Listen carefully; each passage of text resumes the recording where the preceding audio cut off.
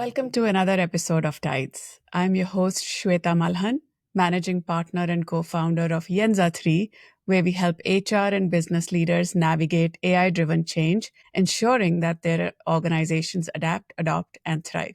And today we are diving into a conversation about hiring, talent acquisition, and the role of AI in shaping the future of work. Joining me today is Cindy Diogo, a seasoned talent leader with nearly 2 decades of experience in recruitment, employer branding, and talent strategy. Cindy has not only built and scaled hiring teams, but also has ventured into AI-driven employee well-being solutions through her company, ConSoul. And in this episode, we'll break down the hiring experience from all angles, the candidates, the recruiters, and the hiring managers, exploring where the friction points emerge and how AI can help solve them. So let's get started. Cindy, welcome to TIDES. Thank you for having me. I'm excited to have this conversation with you. Likewise. So let's start the conversation today by understanding from your experience why the hiring experience is so critical for business success. Yeah. Absolutely. Well, we all know that the business is only as good as the people that surround the business. So hiring and getting hiring and talent acquisition right really impacts the bottom line and the financial success ultimately of the organization and the culture, and as well as really the ingenuity or the creativity that comes out of your business. So being able to really identify the right talent at the right time is really quite critical to making sure that your business is thriving and scaling. And if we look at the experience of candidates, the experience of hiring managers, the experience of recruiters, what typical challenges have you seen in the hiring process? Not given the AI landscape yet, but in general, what are you observing? What's Yeah. broken in the process right now? Absolutely. I think there's a lot of room for improvements in the recruitment process. So when you think about the candidate experience and starting there, it really is about that high level overall of really living up to your employer brand and what your employer brand is about. And so we often hear, and I think a lot of the last couple of years has been things about around ghosting. And so with us working remotely, the economy the way it is, it's often been a little bit of an ebb and flow between a candidate market and an employer market. And so when you do have an employer market, there's often a lot of candidates vying for similar opportunities. And then of course the infamous ghosting comes through. Mm-hmm. So they go through a number of processes of interviews and then don't hear back from the agency or the employer. So that's a big one that needs a bit of consideration and mindfulness. When you think about on the employer side, we think about false starts and false negatives on who we bring in. So how do we get better at identifying who is not only technically the right person on paper, but how can they become that cultural or value add as well? So how do we really identify that? And there's a lot of different tools that may or may not be so sufficient in identifying candidates, like biometrics testing, and we can talk a little bit about that. Mm-hmm. But really is, how do you really identify that candidate's going to be both great at the role that they're doing and a culture add as well? So I think there's on both sides, there's a lot of opportunity for improvement in the process. Yeah. And you mentioned ghosting. So I would love to hear more about why is that happening in the first place? A couple of things. So the reason is, so let's start with the last couple of years and with COVID. So a lot of different business functions, including recruitment, have been asked to do a lot with very little. And so often what generally happens when you start to lean out teams is your recruitment teams will be one of those first. So when you are scaling, you'll often have very segmented recruitment teams, and you'll have people that focus specifically on niches of recruitment, like your sourcing strategy, your technical recruiters. Mm-hmm. And so once that starts to lean out, you're still responsible for the number of hiring volume, but now with a very small team. And so it just really is the administration of really keeping track of the recruitment process. Often that's why I'm really excited to talk about AI, because there's a lot of great efficiencies to help recruiters. But it really is that unfortunate aspect of the administration of recruitment is so daunting that when you are dealing with 15, 30 candidates at one time, unfortunately, some get lost in the shuffle in the process. Right. So it's not necessarily, I'd like to tell candidates not to get discouraged. It's not them. It's just an indication of very, very burnt out teams doing a lot with very little, and often having a large volume of applicants that they're tracking and going through. So the ghosting really comes down to, it's just administration that's gone very wrong at certain times. Yeah. Yeah, that makes total sense. And I'm curious to learn from you, Cindy. How does the talent matching process happen? Like, let's say, for example, candidates apply to a job posting. What happens behind the scenes? We talk about volume of resumes. How are the recruiters matching the right talent with the job roles that Yeah. have been posted? So let's talk about the world pre-AI and how Mhm. this recruitment process will happen. So of course we have our applicant tracking systems. There are levels of certain checks and balances and what we call the knockout criteria, which will then start to filter out the candidates that are good fits. And knockout criteria is the questions that you'll see as a candidate that asks, very basic questions that will ask about your geography, your availability, what key skills that you may have that are matching a role. So I did, the last couple of years, I focused on technical recruitment. So when you're looking at a software engineer for a very specific environment, they could have stacks and languages and frameworks that they're specifically looking for. And so those are the initial kind of gatekeepers that will, when you're applying, submitting your resume, and will ask those knockout questions. So that starts a little bit of the filtering. Now, you may have certain applicant tracking systems that are a little sophisticated pre-AI that will then start to do some form of matching on the back end. So they'll take a job description that we have and they'll start to qualify the candidates based on resume parsing, which is essentially just looking for those keywords that will match the job posting. Really great organizations know that even in applicants applying and it being high volume potentially, that we still are having an aspect of human touch in this process. So there are still human beings going through all of the resumes as well and making sure that from a bias perspective that we're not being unbiased. And of course, we're not always 100% in matching from things like your soft skills. So job postings will generally have a little bit of the soft skills, but we'll really focus on those technical skills that they're looking for. So there's a human behind the applicant tracking systems going through those resumes. And then, of course, the aspect where candidates are most familiar with, you have a number of different recruitment stages, which includes that pre-screening, which is a conversation with a human being, and then your number of interviews that you'll come in, whether that's over Zoom or in person. So there really isn't anything that is set to gatekeep, but there are a number of checks and balances to try to get to who is the right person for this role. And what does the recruiter's role look like in supporting the hiring manager experience? We've talked about, like the sourcing, the pushing out the job description, the candidates apply, and then we filter the candidates. But then what does the recruiter do with the hiring manager once we have shortlisted a pool of candidates? Yeah. And so even before this, the role of the recruiter is really to start to partner with the team that they're supporting or the overall organization to really start to get to the heart of not just what is on paper a good fit for this role, but a really great recruiter will start to understand what are the business key priorities as well. And so not just we do need, 3 developers, but what is driving the need for these additional people on the team? I worked in a consultancy, so really understanding even the clients that we were supporting was really quite critical. So really aligning really deeply with that division or the business and understanding these are the key competencies, but these are the whys around them. And this is the good fit within my team.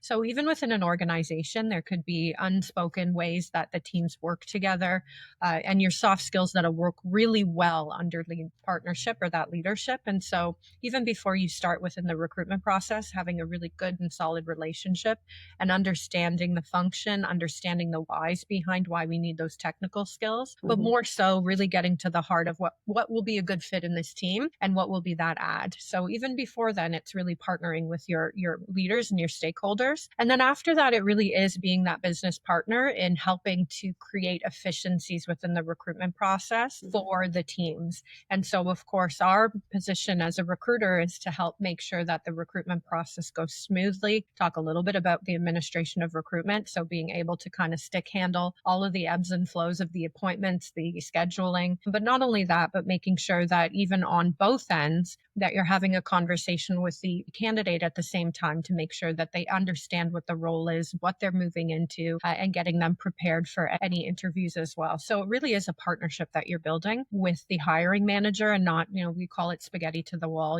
throwing the resumes at the hiring manager and hoping that somebody will stick. Yeah. And just so that our audience has an idea of the volume of candidates that a recruiter handles per opening, is there like an average number just to kind of give a flavor of how big is the task to match right candidates with the job description? Yeah. So it's really dependent on the role. Sometimes you will work on a niche role where you will have to focus a bit more exclusively on what we call headhunting. So you'll have a very low volume of applicants because it may be a niche role. It may have a specific technical competency that's not prevalent in your area. And so you may have even just a handful, sometimes maybe 12 applicants, which is low, but then you focus on your headhunting and you're going out to market. For roles that are a bit more traditional or where we see very common skill sets, you may have thousands of applicants that are applying. Depends on the market too. So when we call in candidate market or an employer market. So when there's a lot of people out looking for jobs, you can see thousands. And when it's an employee market and they're not readily available. So in the beginning of the pandemic, I would tell everyone, because the world opened up, the Googles and the Amazons started calling on our great talent here in Canada. And so there was a big competition. We'd see very low volumes, but it could be thousands of applicants that we could see per role. Oh, fantastic. So let's start with the broad picture of AI because now we've kind of level set with our audience. What does the current state of recruitment process looks like? Before we get into looking at the impact of AI on recruitment, I'd love to hear from your vantage point as somebody leading the recruitment practice in an organization. How do you see the impact of AI on the business and what is the connection with the recruitment team? Absolutely. And so one of the things that I've been talking about is the administration of recruitment, which often is very time consuming and what I call the low level work that you can do for an organization. And so what I see in terms of what's happening with AI is there's a really great opportunity to really automate a lot of the administration that often bogs down the recruitment process and lengthens the time to hire. And so when we think about the business impact, especially if you are working for a very large consultancy, having the right talent in place to be able to fill that project for the client is incredibly critical. And so, as a consultancy specifically, you're getting paid on the client work that you're able to execute on. And even without it being a consultancy working for a very large company that may have mission critical tasks that they need to accomplish, being able to fill and find the right candidate is so very critical. So having these tools, and what I'm really excited about is having these tools in place with AI that are making the administration a lot more efficient. One thing I like to talk about is that I hope, because I'm a recruiter, you never will fully replace recruiters because this is your employer brand in action. And this is the first line of understanding. Is this the right human fit? And can we articulate our brand to you? And are you the right fit? And are we the right fit for you? But I think the things that really bog down the recruitment process and cause issues in executing on business is simply because of the length that takes because of the admin and recruitment. Yeah, that's so true. We are hearing a lot of noise around the impact of AI in organizations. We've all used or tried to get our hands wet with tools like ChatGPT or Gemini or Perplexity and whatnot. Are you sensing the business really adopting these tools? And if they are, how is it shaping the future of roles? Because there's a direct impact of what we need in the business on how recruitment needs to now go fill those positions. Like, are we looking at new roles that are starting to emerge that weren't there, let's say, 6 months to a year ago? Are you sensing the shift happening already? Yeah. And I've always been someone who embraces technology. I remember, 20 years ago, starting off my career in recruitment, and this is going to date me. So this is when we still had paper resumes that would be in file boxes. And I remember LinkedIn coming out at that point.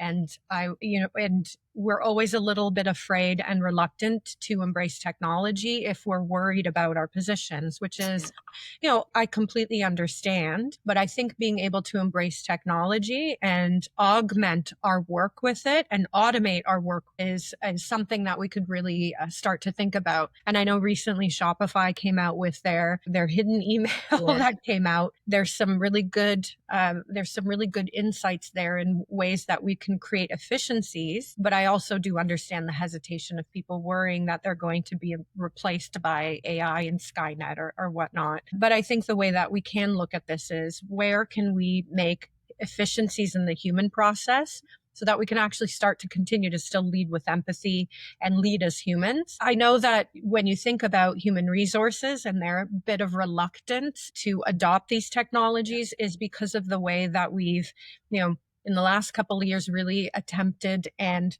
started to move towards being a business partner and not necessarily this transactional team that really just, minds payroll and polices people. And so I think when there's such a, we've tried to be a seat at the table, and now the table is being potentially replaced with AI tools, there might be a little reluctance.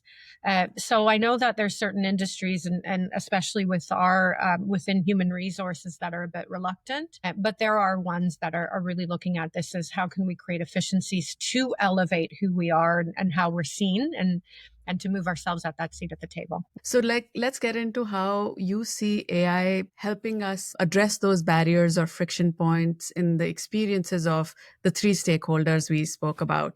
How does it make the recruiter's relationship with the candidates better? And how does it make the recruiter's relationship with the hiring manager better? And how does it make the recruiter's life easier? I'm going to start with the recruiter's life easier, because this is something that I'm still fresh in. So when you think about recruitment, and some of the things that bog you down, and I like being very practical, is scheduling, the administration of what we call cell packages. So it's, here's my three candidates, here's why they're a fit, here's the synopsis around them, their availability, the scheduling behind that, and then ultimately the onboarding. And so these are things that we are currently still using tools for. It's not like I'm going in and I'm manually creating scheduling, but that's exactly where we can use AI to make efficiencies. Smart scheduling, recording interviews is another one. So such time you can use things like, and I'm not here to market my particular tools, but Fathom is a fantastic tool. And any tools that really record your interviews for you now, create a synopsis, and then really disseminate why this candidate might be a great fit, will saves hours scheduling and having to go back and forth and link calendars and refix schedules when something can't attend. That is easily offboarded. But the high touch things are still something that you can't replace a human with. The human connection, describing and talking to candidates and why it might be a good fit, and really understanding their motivations. AI is not quite there, and really having that human empathetic element that you just can't replace a human with. I hope not, or else we're in trouble if they can get to that point. So those are the things that really create an efficiency for the recruitment process. When you think about the relationship between the recruiter now and with their hiring manager, there are tools that help you really start to think about a little bit more intuitively of how does this candidate potentially match and grow with your team. And so there's a lot of tools that can do synopsis of candidates, that can also start to really infer long-term, how can this candidate start to fit and grow within your team. Onboarding generally takes a lot of time, especially when you're now working remote, to have onboarding sessions specifically with those department heads. And so again, it's nice to have that touch point with the hiring managers, but a lot of the documentation, paperwork, policy, and process can really now be automated to save a lot of those hiring managers' time. And of course, when you think about the candidates, there's a lot of really great tools. And of course, we're starting to see it where candidates can look for jobs quickly, can scrape the job boards, can have alerts onto the job board. So as soon as a job posting opens up, they're first to market and first to apply. So a lot of ways that recruiters can have access now to really great roles that, from an administration process would be really a full-time job and looking for a job. So it makes it easier to identify those right fits for them. So what we talked about were all the efficiency gains that we are getting through AI. Are you also seeing on the flip side challenges that AI is bringing to the recruitment process that need to be addressed? Yes. So I think one of the things that I'm really passionate about with AI is ethical AI and making sure that we're really unbiased in our processes. And so one of the conversations I had recently for ConSoul was, we're dealing a lot with women's health and women's health issues. And so of course we know that AI is only as good as the information that you're feeding it and providing it. And so if you think about women's health historically, there wasn't a lot of information that was gathered specifically on the female experience or female bodies. And so we think about the bias that we have around that.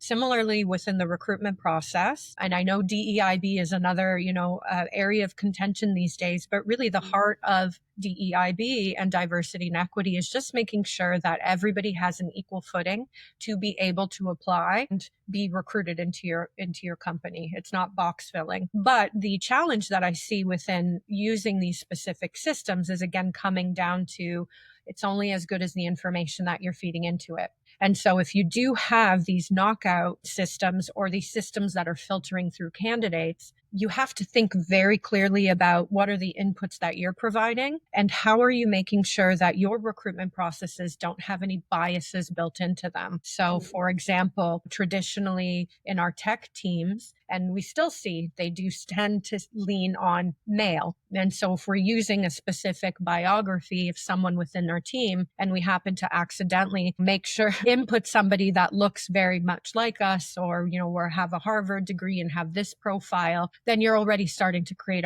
a bias in the recruitment process. So we have to be very mindful in the way that we're training these systems so that we're not creating these biases in the application and recruitment process. Yeah. That is so true.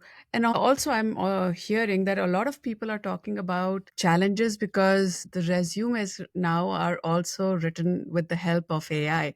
Does that cause any challenges on the recruitment side where you see that tons and tons of resumes? Maybe they sound similar. I don't know.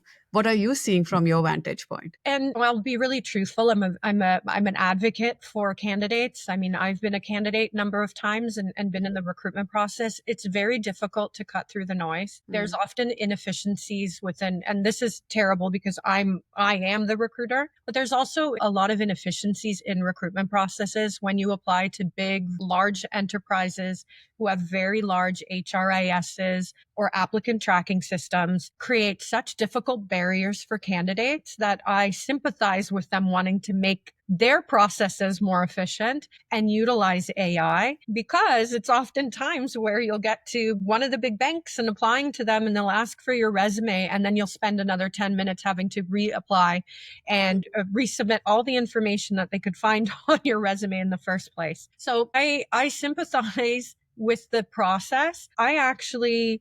I think it really comes down to the relationship and not the resume. So of course, I can always tell when it's written by AI, but if it's not fictitious and those are your experiences, we're really not looking at this point in the way that you've worded things. We're looking at your skills and your competencies, and a good recruiter will cut through that noise. And at the end of the day, it really is the relationship as a candidate with that hiring manager or with that, cutting through all of the applications anyways, that's going to matter. So I say if there's things that you can do as a candidate to make things more efficient, I don't particularly care how your resume was written as long as you are being authentic on it. Yeah. But does the ATS care? Because I'm trying to kind of see a situation where, let's say, for example, a job is posted and there's high volume of resumes that you get for that job posting. Some of the candidates leveraged AI to write their resumes while others didn't. Does it matter to the ATS? Like, is it one or the other that bubbles up as a shortlist for you to look at? That is a great question. And the key advice there and the reminder is that AI will then compare your experiences with the job posting. And so often at times, if somebody is using AI to augment their resume,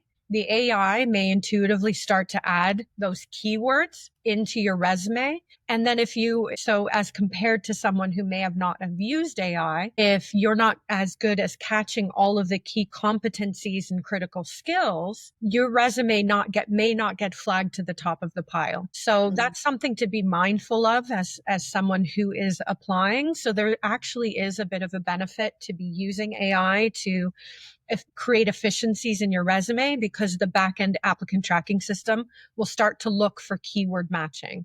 And so you want to be mindful of that. You may be 100% fit for the role, but if you've written your resume and you've left out certain keywords that you have done, but you've forgotten to put them on your resume, you actually may get pushed to the bottom of the pile. So that's something really critical to be mindful of. Yeah.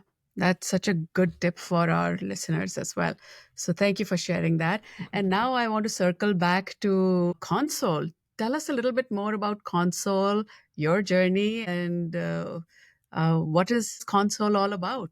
Yeah, absolutely. So, as we know, I've been working in recruitment and talent acquisition and HR for almost 2 decades. And so, in my experiences, I've had wonderful journeys in with the companies I've worked for. But I did have what we call career interruptions twice in my life. And so, one being when I had my son and I was getting ready to have a promotion, and then, of course, unfortunately, was told that because I had children, I might not want that promotion. So that was one experience that was quite jarring. And the second experience was really when my father was diagnosed with terminal cancer and having to take time off of the workplace to provide support. And so I realized in these instances that there's a couple of things happening that as an employer, we want to support as best we can, but we don't necessarily have the tools in the workplace to know what we need to do as humans and being empathetic. And there are instances where we don't have the tools in place to be able to support that employee before they're burnt out or before they have to leave the workplace. So two of the key pieces of information that we share is that women are twice as likely to live in poverty in their older age because they've had these career interruptions and because workplaces didn't necessarily have the right tools in place to be able to support them before they've left. And the other thing is that, it's not just women necessarily, but at this point in time, there's up to 70% of your employees who are now in a capacity of having to juggle career and care. And this is one of the reasons that we're talking a lot about mental health and burnout in the workplace is because, again, we have so much on our plates at work. We're doing more with less. And then, of course, we've got children. We now have aging parents, which the global population is aging. So this is all creating this perfect storm of needing this additional support. So that's why we created ConSoul, is really a support tool that is like an additional piece of benefit in the workplace that helps caregivers to really start to think about where they're at in their journey and what support they need. And so we utilize AI to be able to understand and match resources and services directly to that caregiver. They also have smart rediscovery of any of their existing benefits that they have in the workplace. So if they do require mental health or they need to understand a bit more about things like compassion leave or their policies on leave in the workplace, that they're identifying them and they're getting to the tools when they need them. Mhm. And did you use AI to power your tool at the experience that the tool delivers to people who onboard themselves to the Yeah, platform? absolutely. So again, because this is really about human empathy and connection, we didn't want to take away the portion of human connection. But where we use AI is really to create, again, more efficiencies in what we call task automation. So all of the things that come with caring for someone, managing your household, there's a lot of ways in which we can create efficiencies. We can automate things. Really interesting way that we've done that recently is someone does have an aging parent who is now has identified that they have vascular dementia. And so one of the things that our tool was able to do was within seconds research long-term care facilities within their region that may be a good option for them as they were starting to investigate having to move their parent into long-term care. And so that type of research is really something that can be done quite quickly. It takes a little bit of the burden off of that primary caregiver, and then it also gives them a bit of time back. What we also do is smart prompting with the use of AI.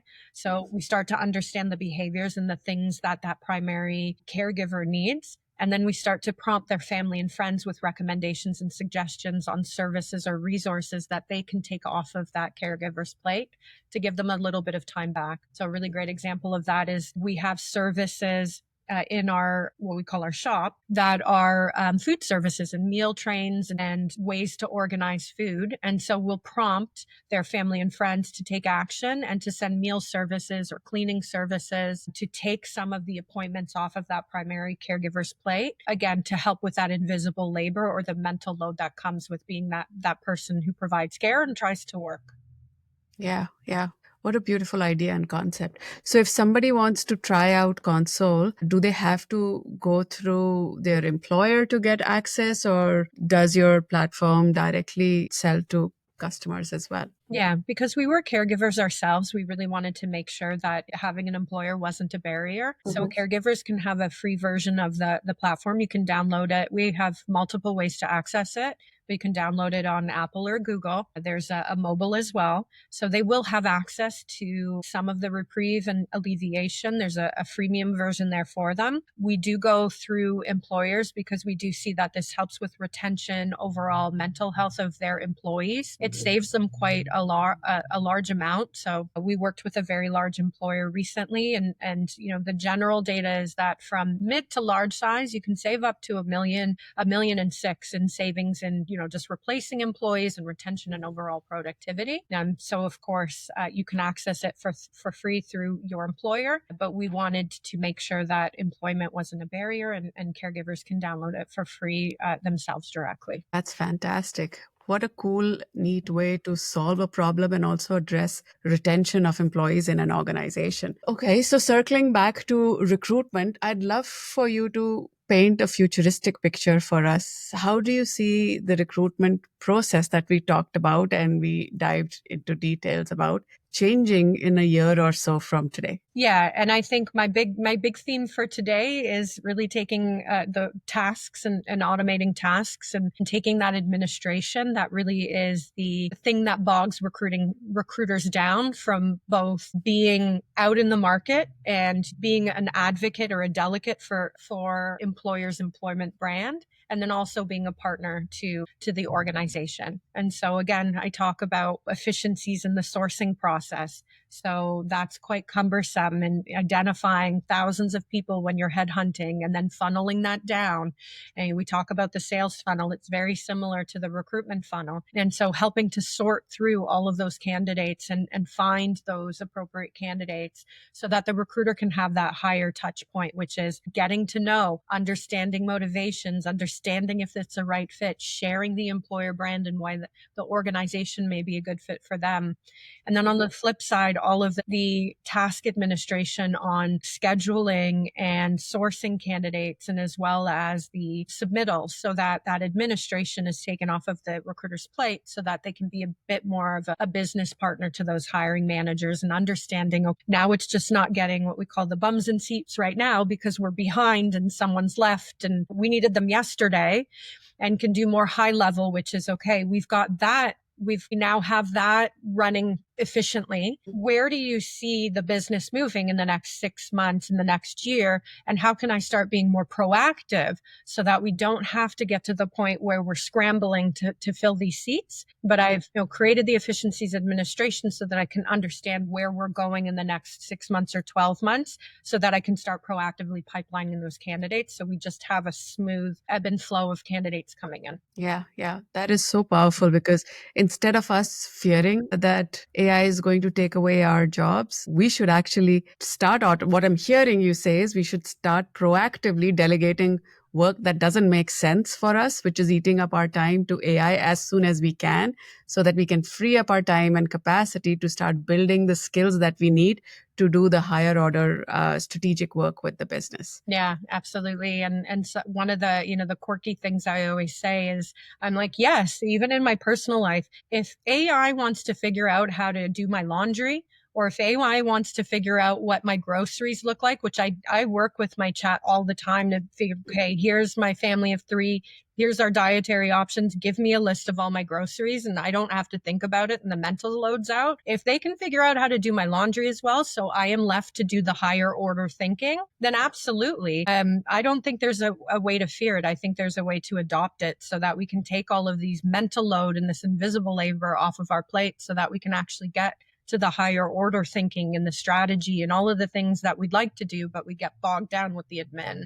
Yeah. So as we wrap up our episode today, Cindy, you mentioned a couple of tools early on in our conversation, but are there more to add to that list? I'm just curious to know what not every tool every organization implements, but as somebody who's, like living recruitment day in and day out, what tools are on your list of tools to try or to investigate or to look at? Yeah, I use Fathom. So when I do record any of my interviews, I use Fathom to be able to not only document the conversation, but really to pull out some of the key, not only next steps, but also the key indicators that it might be a great fit from a candidate. I use a tool called Willow, which is fantastic, which is kind of like a knockout, essentially a small pre-screening, which will then also collect all of those things that you're usually spending way too much time on collecting from candidates. So that's a really great tool. I use tools like Seekout, which is a smart it's a smart sourcing tool, which essentially helps you find